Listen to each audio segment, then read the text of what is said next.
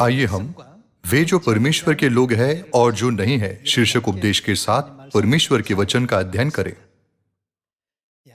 केवल देखने से उन लोगों के बीच अंतर करना कठिन है जो परमेश्वर के लोग हैं और जो नहीं है, लेकिन परमेश्वर हमें उनके बीच अंतर करने के तरीके के बारे में जागरूक करते हैं।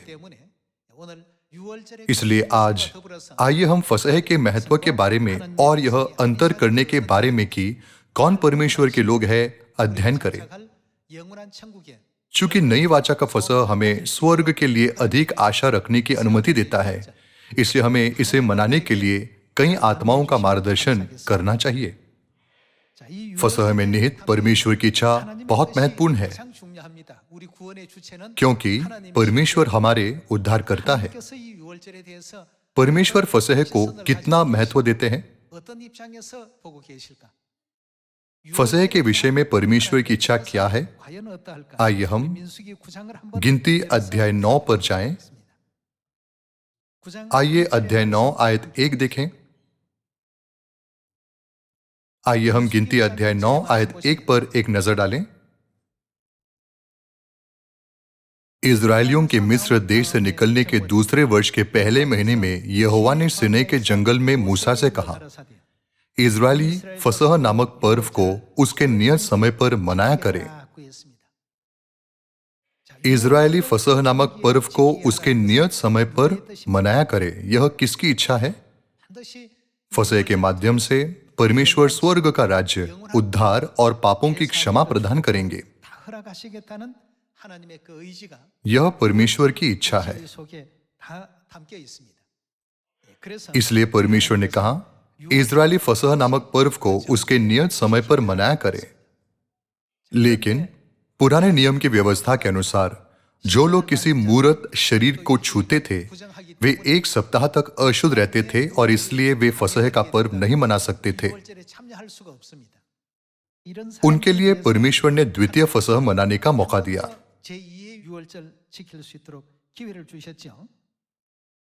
आइए हम आयत 6 की ओर बढ़ें। परंतु कुछ लोग एक मनुष्य के शव के द्वारा अशुद्ध होने के कारण उस दिन फसह को न मना सके, और वे उसी दिन मूसा और हारून के समीप जाकर मूसा से कहने लगे, हम लोग एक मनुष्य के शव के कारण अशुद्ध है, परंतु हम क्यों रुके रहे और इजरायलियों के संग यहोवा का चढ़ावा नियत समय पर क्यों न चढ़ाएं? मूसा ने उनसे कहा, ठहरे रहो, मैं सुन लूं कि यहोवा तुम्हारे विषय में क्या आज्ञा देता है। यहोवा ने मूसा से कहा, इजरायलियों से कहो कि चाहे तुम लोग, चाहे तुम्हारे वंश में से कोई भी किसी लोथ के कारण अशुद्ध हो या दूर की यात्रा पर हो, तो भी वह यहोवा के लिए फसह को माने।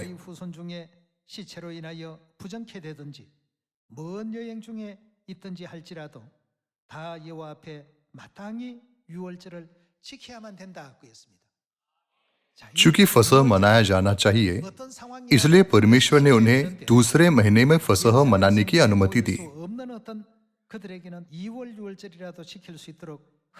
आयत 5 के अनुसार इजरायलियों ने पहले महीने के 14वें दिन को गोधूली के समय फसह मनाया। लेकिन परमेश्वर ने उन लोगों को दूसरा मौका दिया जो अपरिहार्य रूप से पहले महीने में फसह नहीं मना सकते थे।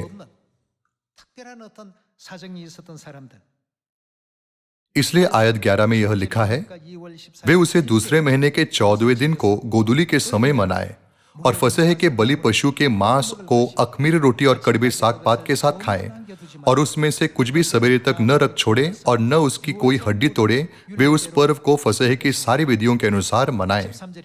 आयत 13, परंतु जो मनुष्य शुद्ध हो और यात्रा पर न हो परंतु फसह के पर्व को न माने, वह प्राणी अपने लोगों में से नष्ट किया जाए। यह किसने कहा? परमेश्वर ने मूसा के द्वारा अपनी इच्छा प्रकट की।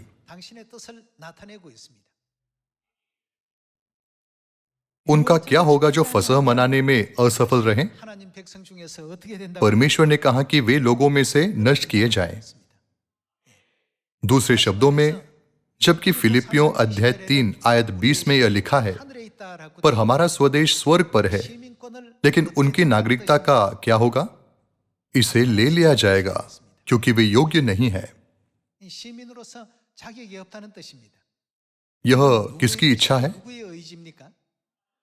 यह परमेश्वर की इच्छा है। 하나님의 의지입니다. प्रचार करते समय हम दूसरों को प्रोत्साहित करते हैं, आपको फसह मनाना चाहिए। लेकिन लोग अक्सर जवाब देते हैं, परमेश्वर पर विश्वास करना महत्वपूर्ण है, न कि फसह का पर मनाना। 흔히들 그렇게 표현들을 많이 합니다. लेकिन 하나님을 믿는다는 것은 क्या परमेश्वर पर विश्वास करने का अर्थ यह नहीं है कि हमें परमेश्वर की सभी शिक्षाओं का पालन करना चाहिए? 그것이 यदि हम परमेश्वर पर विश्वास करते हैं तो उनकी शिक्षाओं का पालन करना हमारा कर्तव्य है। हालांकि यदि कोई परमेश्वर पर विश्वास करने का दावा करता है लेकिन उनके कार्य 하고 있다면 उनके विश्वास को नहीं दिखाते हैं तो यह सच्चा विश्वास नहीं है। जो फसह के पर्व को न माने वह प्राणी अपने लोगों में से नष्ट किया जाए, 하나님께서 यह परमेश्वर की आज्ञा है। यदि हम आज अपने चारों ओर देखें तो कई चर्च हैं। 교회들이 있습니다. जैसा कि बाइबल व्यक्त करती है, समुद्र के किनारे की बालू के बराबर बहुत सारे चर्च हैं। 지구촌에 가득히 지금 채우고 있습니다. 그렇지만 लेकिन अगर वे फसह नहीं मनाते हैं तो वे कहां खड़े हैं? वे किस में से नष्ट किए जाएंगे? आइए हम सीधे शब्दों में कहें, इसका मतलब है कि वे परमेश्वर के लोग नहीं हैं। यह हमारा न्याय नहीं है बल्कि परमेश्वर का न्याय है।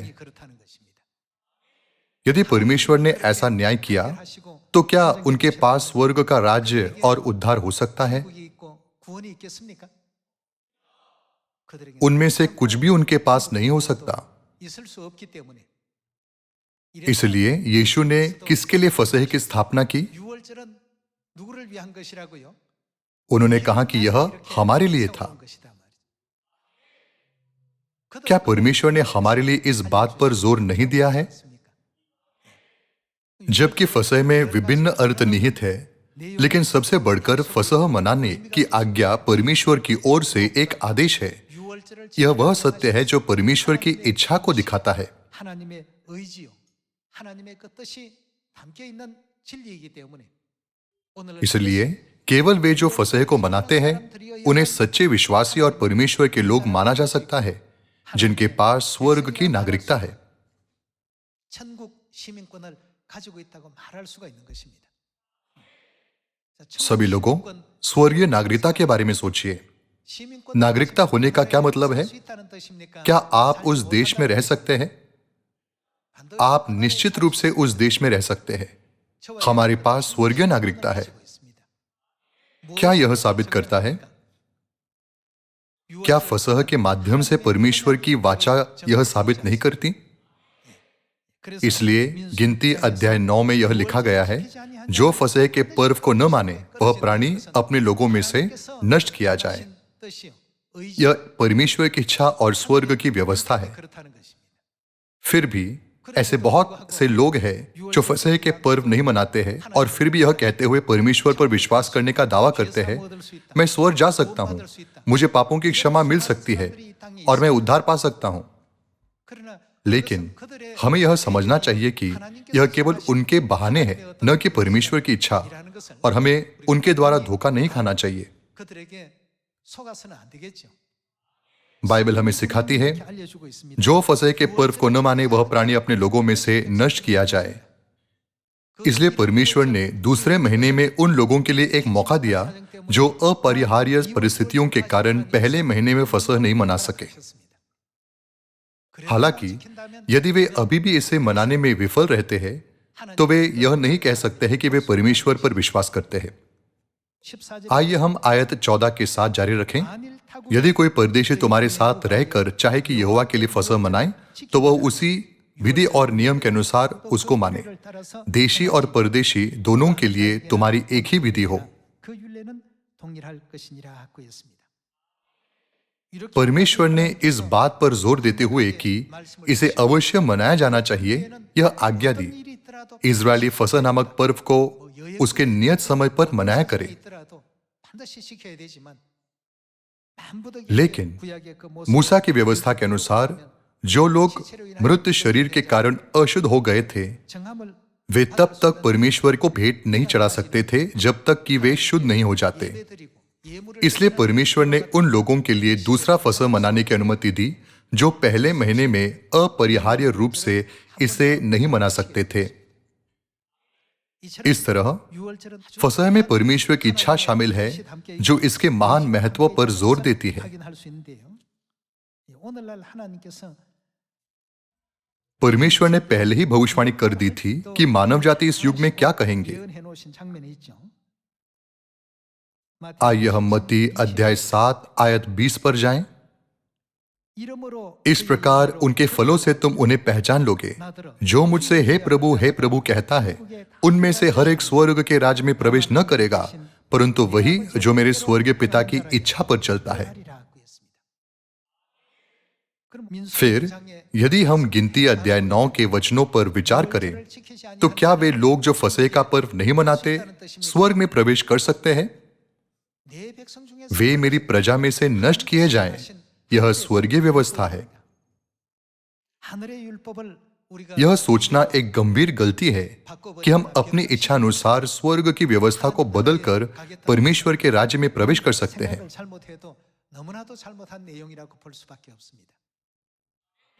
यही कारण है कि यीशु ने आयत 21 में कहा, जो मुझसे हे प्रभु कहता है, उनमें से हर एक स्वर्ग के राज्य में प्रवेश न करेगा, परंतु वही जो मेरे स्वर्गीय पिता की वह क्या करता है? इच्छा पर चलता है। क्या इसका मतलब यह नहीं है कि केवल वे ही जो परमेश्वर की इच्छा का पालन करते हैं परमेश्वर के राज्य में प्रवेश कर सकते हैं और परमेश्वर के लोग बन सकते हैं? परमेश्वर के लोगों से अलग होने का अर्थ है स्वर्ग में प्रवेश करने में सक्षम न होना, है ना? आइए आयत 22 के साथ जारी रखें। उस दिन बहुत से लोग मुझसे कहेंगे, हे प्रभु क्या हमने तेरे नाम से भविष्यवाणी नहीं की और तेरे नाम से दृष्ट आत्माओं को नहीं निकाला और तेरे नाम से बहुत से आश्चर्य कर्म नहीं किए? तब मैं उनसे खुलकर कह दूंगा, मैंने तुमको कभी नहीं जाना है, कुकर्म करने वालों। वे क्या करते हैं? व्यवस्था का उल्लंघन। मेरे पास से चले जाओ। परमेश्वर ने यह कहते हुए अपनी कठोर इच्छा व्यक्त की, यदि कोई फसह न मनाए तो वे मेरी प्रजा में से नष्ट किए जाएं। परमेश्वर की चेतावनी के बावजूद इन लोगों ने परमेश्वर के नियमों का पालन नहीं किया। दूसरे शब्दों में, उन्होंने व्यवस्था का उल्लंघन किया। इस प्रकार यीशु ने उनसे क्या कहा? भले ही तुमने मेरे नाम से भविष्यवाणी की हो और मेरे नाम से दृष्ट आत्माओं को निकाला हो और बहुत से चमत्कार किए हो, तो भी मेरे पास से चले जाओ। है कुकर्म करने वालों, मेरे पास से चले जाओ। आयत 24, इसलिए जो कोई मेरी ये बातें सुनकर उन्हें मानता है। क्या हमें केवल परमेश्वर के वचनों को सुनना चाहिए और उन्हें कार्य में नहीं लाना चाहिए? नहीं। परमेश्वर की चेतावनी के बावजूद यदि कोई फसह को न मनाए तो वे मेरी प्रजा में से नष्ट किए जाएं। यदि वे फसह नहीं मनाते हैं तो क्या होगा? आइए हम देखें कि क्या होगा। इसलिए जो कोई मेरी ये बातें सुनकर उन्हें मनाता है वह उस बुद्धिमान मनुष्य के समान ठहरेगा जिसने अपना घर चट्टान पर बनाया और मेह बरसा और बाढ़ें आई और आंधियां चली और उस घर से टकराई, फिर भी वह नहीं गिरा क्योंकि उसकी नींव चट्टान पर डाली गई थी। परंतु जो कोई मेरी ये बातें सुनता है और उन पर नहीं चलता वह उस निर्बुद्धि मनुष्य के समान ठहरेगा जिसने अपना घर बालू पर बनाया और मेह बरसा और बाढ़ें आई और आंधियां चली और उस घर से टकराई और वह गिरकर सत्यानाश हो गया। वे परमेश्वर के लोग होने का दावा कर सकते हैं, लेकिन यदि वे फसह नहीं मनाते हैं तो परमेश्वर उन्हें अपने लोगों के रूप में स्वीकार नहीं करेंगे। वे सोच सकते हैं कि केवल चर्च में जाने का अर्थ है परमेश्वर उन्हें स्वीकार करते हैं, लेकिन वास्तव में परमेश्वर अपने लोगों को इस तरह से अलग करते हैं। हमें परमेश्वर के राज्य में इस सख्त अंतर को समझना चाहिए। इसलिए आज का शीर्षक है, वे जो परमेश्वर के लोग हैं और जो नहीं हैं। परमेश्वर की प्रजा कौन है? ये लोग कौन है जो नई वाचा के फसह का पर्व मनाते हैं? परमेश्वर उन्हें यह कहते हुए स्वीकार करते हैं, तुम मेरी प्रजा हो। परमेश्वर ने इसका प्रमाण दिया है। फिर उन लोगों के बारे में क्या जो फसह का पर्व नहीं मनाते? परमेश्वर कहेंगे, वे मेरे लोगों में से नाश किए गए हैं। दूसरे शब्दों में, उन्होंने अपनी योग्यता खो दी। बालू के समान कई चर्च है, लेकिन अगर उनसे पूछा जाए क्या आप फसह मनाते हैं और उनका उत्तर नहीं है, फिर भले ही वे परमेश्वर पर विश्वास करने का दावा करते हैं, क्या परमेश्वर उन्हें स्वीकार करेंगे? मत्ती अध्याय 7 आयत 23 में परमेश्वर क्या कहते हैं? है कुकर्म करने वालों, मेरे पास से चले जाओ। वे कह सकते हैं, हे प्रभु, क्या हमने तेरे नाम से भविष्यवाणी नहीं की और दुष्ट आत्माओं को नहीं निकाला और बहुत से चमत्कार नहीं किए? कोई फर्क नहीं पड़ता कि वे परमेश्वर पर विश्वास करने का दावा कैसे करते हैं। परमेश्वर की दृष्टि में वे उनके लोग नहीं हैं। तब आपको परमेश्वर की इस महत्वपूर्ण इच्छा का संसार को प्रचार करना चाहिए। परमेश्वर ने मूसा के माध्यम से अपनी इच्छा को पहुंचाया और मूसा ने लोगों को परमेश्वर से प्राप्त सभी शिक्षाओं की घोषणा की। हमें भी ऐसा ही करना चाहिए। हमें अपने आसपास के सभी लोगों को उस सत्य का प्रचार करना चाहिए जो हमने पहले सुना है। यह परमेश्वर की इच्छा है। यदि कोई फसह को न मनाए, वे मेरी प्रजा में से नष्ट किए जाएं। परमेश्वर ने कहा कि ऐसे लोग उनके लोग नहीं हैं। और नए नियम में यीशु ने भी यह कहा, जो मुझसे हे प्रभु कहता है, उनमें से हर एक स्वर्ग के राज में प्रवेश न करेगा, परंतु वही जो मेरे स्वर्गीय पिता की इच्छा पर चलता है। यह हमारे लिए यह कहते हुए संसार के लोगों को परमेश्वर की इच्छा का प्रचार करने का समय है। अपनी ओर देखिए, क्या आप उस स्थिति में नहीं हैं जहां परमेश्वर कहेंगे, हे व्यवस्था का उल्लंघन करने वालों, मेरे पास से चले जाओ? आइए हम परमेश्वर की इच्छा का प्रचार करें, चाहे वे इसे स्वीकार करें या नहीं। आइए हम यशायाह के पुस्तक अध्याय 51 की ओर पढ़ें। यशायाह अध्याय 51 का आयत 4। हे मेरी प्रजा के लोगों, उनकी नागरिकता कहां है? उनकी नागरिकता स्वर्ग में है। इस प्रकार परमेश्वर कह रहे हैं, हे मेरी प्रजा के लोगों जिसके पास स्वर्गीय नागरिकता है, मेरी ओर ध्यान धरो। हे मेरे लोगों, कान लगाकर मेरी सुनो, क्योंकि मेरी ओर से व्यवस्था दी जाएगी। वह व्यवस्था जो परमेश्वर की ओर से दी गई है। पुराने नियम के समय में परमेश्वर ने मूसा के द्वारा पुरानी वाचा की व्यवस्था की घोषणा की, और नए नियम के समय में परमेश्वर सियोन से व्यवस्था की घोषणा करेंगे, है ना? क्योंकि मेरी ओर से व्यवस्था दी जाएगी और मैं अपना नियम देश देश के लोगों की ज्योति होने के लिए स्थिर करूंगा। मेरा छुटकारा निकट है, मेरा उद्धार प्रकट हुआ है। मैं अपने भुजबल से देश देश के लोगों का न्याय करूंगा। द्वीप मेरी बाट जोहेंगे और मेरे भुजबल पर आशा रखेंगे। आकाश की ओर अपनी आंखें उठाओ और पृथ्वी को निहारो, क्योंकि आकाश धुएं के समान लोप हो जाएगा, पृथ्वी कपड़े के समान पुरानी हो जाएगी और उसके रहने वाले यो ही जाते रहेंगे। परंतु जो उद्धार मैं करूंगा वह सर्वदा ठहरेगा और मेरे धर्म का अंत न होगा। है धर्म के जानने वालों, जिनके मन में क्या उन्होंने परमेश्वर की व्यवस्था को मन में रखा है। चूंकि आज का केंद्र फसह है, इसलिए आइए हम फसह के बारे में सोचें। यदि कोई फसह का पर्व न माने तो वे मेरी प्रजा में से नष्ट किए जाएं। क्या परमेश्वर ने फसह की व्यवस्था की घोषणा नहीं की? इसलिए परमेश्वर कह रहे हैं, है धर्म के जानने वालों, जिनके मन में मेरी व्यवस्था है, तुम कान लगाकर मेरी सुनो। मनुष्य के नाम धराई से मत धरो।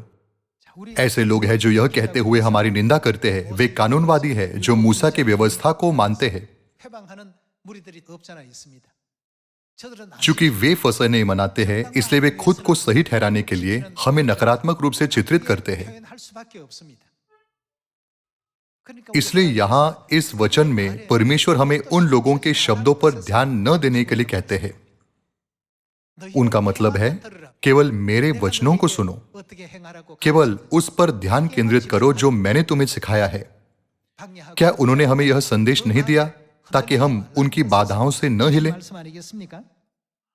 आइए फिर से आयत 7 देखें। 너희를 아는 자들아, है धर्म के जानने वालों, जिनके मन में मेरी व्यवस्था है, तुम कान लगाकर मेरी सुनो। मनुष्य के नाम धराई से मत धरो और उनके निंदा करने से विस्मित न हो, क्योंकि धुन उन्हें कपड़े के समान और कीड़ा उन्हें उनके समान खाएगा।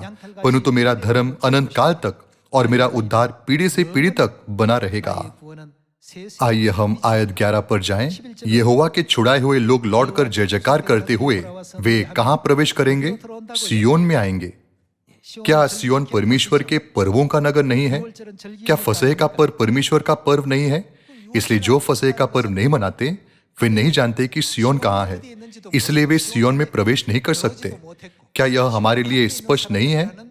이와 같은 가르침을 우리가 명확하게 이해할 수 있지 않습니까? लौटकर जय जयकार करते हुए सियोन में आएंगे और उनके सिरों पर अनंत आनंद गूंजता रहेगा। वे हर्ष और आनंद प्राप्त करेंगे और शोक और सिसकियों का अंत हो जाएगा। आइए हम आयत 16 पर जाएं। मैंने तेरे मुंह में अपने वचन डाले और तुझे अपने हाथ की आड़ में छिपा रखा है, कि मैं आकाश को तानूं और पृथ्वी की नींव डालूं और सियोन से कहूं, तुम वे कौन है? मेरी प्रजा हो। यह लिखा है कि केवल सियोन में रहने वाले लोग ही मेरी प्रजा कहलाते हैं। 이렇게 불려주신다고 했습니다. यही कारण है कि हमें दुनिया के उन कई चर्चों को सिखाने की जरूरत है जो फसह नहीं मना रहे हैं। 우리가 가르쳐야 되겠습니다. ऐसे लोग हैं जो अपने ज्ञान की कमी के कारण धोखा खा जाते हैं। 현혹되어 있는 사람들에게 हमें उन्हें सूचित करना चाहिए। 알려줘야 되겠죠. 누구라 हमें सभी को फसह के बारे में सूचित करना चाहिए ताकि वे सियोन लौट सकें, जहां पिता और माता रहते हैं। 돌아오게 하시고 우리 주위에 हमें अपने आसपास के उन लोगों को फसह का प्रचार करना चाहिए जो फसह को नहीं जानते हैं। 전할 수 있는 우리 모두가 되어야 되겠습니다. 자, 이 अब तक 유월절을 हमने अध्ययन किया है कि परमेश्वर उन लोगों को उद्धार देते हैं जो फसह का पर्व मनाते हैं और उन्हें अपने लोगों के रूप में स्वीकार करते हैं। 자, 하나님께서 अब आइए यिर्मयाह अध्याय 11 आयत 1 पर जाकर देखें कि उन लोगों के साथ क्या होता है जो परमेश्वर के वचन का पालन नहीं करते हैं। आइए हम यिर्मयाह अध्याय 11 आयत 1 देखें।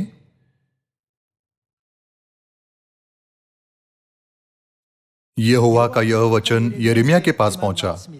इस वाचा के वचन सुनो और यहूदा के पुरुषों और यरूशलेम के रहने वालों से कहो, उनसे कहो, इज़राइल का परमेश्वर यहोवा यो कहता है, श्रापित है वह मनुष्य जो इस वाचा के वचन न माने। उनका परिणाम क्या है? क्या फसह भी परमेश्वर के वचन है? यह परमेश्वर के वाचा के वचन है। श्रापित है वह मनुष्य जो इस वाचा के वचन न माने, जिसे मैंने तुम्हारे पुरखाओं के साथ लोहे की भट्टी अर्थात मिस्र देश में से निकालने के समय यह कह के बांधी थी, मेरी सुनो और जितनी आज्ञा मैं तुम्हें देता हूं उन सबों का पालन करो। इससे आप कौन होंगे? मेरी प्रजा ठहरोगे और मैं तुम्हारा परमेश्वर ठहरूंगा। वे कौन है जो इस वाचा का पालन करते हैं? 누구라고 했습니까? वे परमेश्वर के सच्चे लोग हैं। 하나님의 백성이라고 했습니다. परमेश्वर ने फसह के माध्यम से एक स्पष्ट भेद किया। जो लोग इस वाचा का पालन नहीं करते हैं वे उनके लोग नहीं हैं। सभी लोगों, यदि आप स्वर्ग में प्रवेश करना चाहते हैं और नरक की सजा से बचना चाहते हैं तो आपके पास बाइबल में परमेश्वर के वचन को समझने की बुद्धि होनी चाहिए। 분별할 줄 아는 이런 지혜가 우리에게 분명히 있어야 되겠습니다. आइए आयत 4 देखें। जिसे मैंने तुम्हारे पुरखाओं के साथ लोहे की भट्टी अर्थात मिस्र देश में से निकालने के समय यह कह के बांधी थी, मेरी सुनो और जितनी आज्ञा मैं तुझे देता हूं उन सबों का पालन करो। इससे तुम मेरी प्रजा ठहरोगे और मैं तुम्हारा परमेश्वर ठहरूंगा।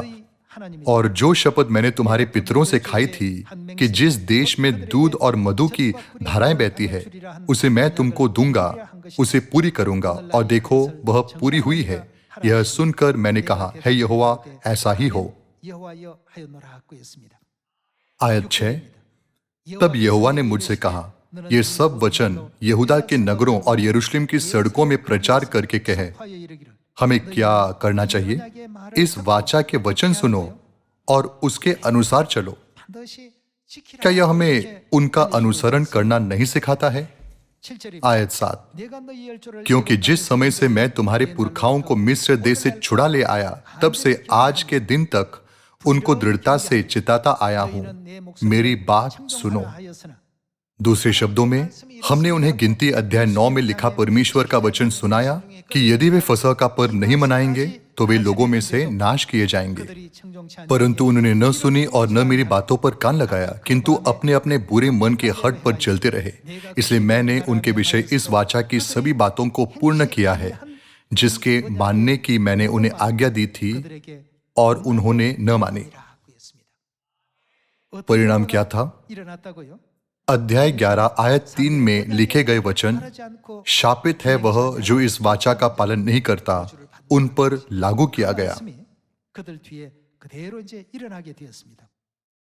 आयत 9, फिर यहोवा ने मुझसे कहा, यहूदियों और यरूशलेम के निवासियों में विद्रोह पाया गया है। जैसे उनके पुरखा, उन्होंने क्या करने से इनकार किया? मेरे वचन सुनने से इनकार करते थे। भले ही परमेश्वर ने उन्हें फसह मनाने के लिए अपना सच्चा हृदय दिखाया, वैसे ही ये भी उनके अधर्म का अनुसरण करके दूसरे देवताओं के पीछे चलते और उनकी उपासना करते हैं। इसलिए चूंकि आज की कलीसिया फसह का पर्व नहीं मनाती है, भले ही वे हे प्रभु चिल्लाते हैं, लेकिन वे किसकी आराधना कर रहे हैं? वे रविवार की आराधना, क्रिसमस और क्रूस की उपासना के माध्यम से सूर्य देवता की आराधना कर रहे हैं। इसलिए परमेश्वर ने कहा, देवताओं के पीछे चलते और उनकी उपासना करते हैं। इज़राइल और यहूदा के घरानों ने उस वाचा को जो मैंने उनके पूर्वजों से बांधी थी तोड़ दिया है। आयत 11, इसलिए यहोवा यो कहता है, देख मैं इन पर वह क्या करेंगे? ऐसे विपत्ति डालने पर हूं जिससे वे बच न सकेंगे, और चाहे ये मेरी दोहाई दे तो भी मैं इनकी न सुनूंगा। उस समय यरूशलेम और यहूदा के नगरों के निवासी उन देवताओं की दोहाई देंगे जिनके लिए वे धूप जलाते थे, परंतु वे उनकी विपत्ति के समय उनको कभी न बचा सकेंगे। परमेश्वर ने उन पापियों के लिए स्वर्ग में वापस जाने का मार्ग खोलने के लिए जीवन की व्यवस्था की स्थापना की, जिन्होंने स्वर्ग में पाप किया और इस पृथ्वी पर गिरा दिए गए। फिर भी सारी मानव जाति को यह बताने के उसके प्रयासों के बावजूद उन्होंने सुनने से इनकार कर दिया। आज लोग हर हफ्ते रविवार की आराधना करते हैं और साल में एक बार क्रिसमस मनाते हैं। चूंकि सूर्य देवता की आराधना की ये बेतुकी प्रथाएं चर्च में हो रही है जो परमेश्वर पर विश्वास करने का दावा करते हैं, इसलिए हमें इस युग के सभी लोगों को सूचित करना चाहिए कि परमेश्वर उन लोगों के बीच अंतर कर रहे हैं जो उनके लोग हैं और जो नहीं है।